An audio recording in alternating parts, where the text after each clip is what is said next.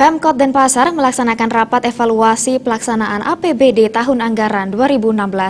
Agenda ini bertujuan mengevaluasi pelaksanaan APBD tahun 2016, progres realisasi keuangan dan fisik dari bulan Januari sampai Desember 2016.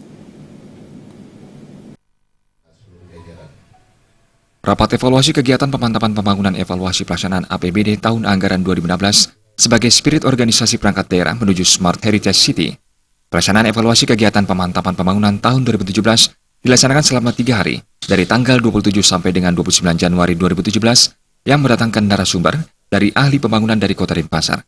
Kegiatan evaluasi pemantapan pembangunan mempunyai tujuan mengevaluasi pelaksanaan APBD tahun 2016, progres realisasi keuangan dan fisik dalam kurun waktu dari bulan Januari sampai dengan Desember 2016, sehingga capaian progres kurun waktu tersebut menjadi potret keberhasilan pelaksanaan program dan kegiatan yang tertuang dalam RPJMD tahun berjalan tahun 2016, realisasi program kegiatan tahun 2016 beserta permasalahan dan kendala yang dihadapi, menjadi momentum penting untuk mendongkrak keberhasilan RPJMD di tahun pertama. Wali Kota Denpasar Ida Bagus Rai Dharma Wijaya Mantra dalam arahannya menyampaikan, monitoring dan evaluasi merupakan salah satu tahapan penting dalam proses pelaksanaan pembangunan daerah serta mewujudkan pencapaian tujuan dan sasaran kegiatan pembangunan di Kota Denpasar. Monitoring dilakukan untuk mengetahui sejauh mana tahapan-tahapan pembangunan berjalan. Jika ditemukan adanya persoalan, permasalahan dapat dilakukan perbaikan-perbaikan, baik secara fisik maupun non-fisik.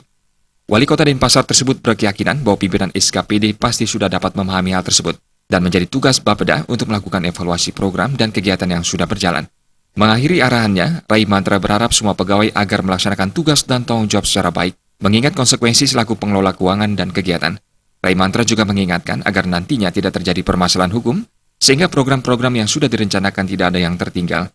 Alit Putra dan Adi Setiawan Bali.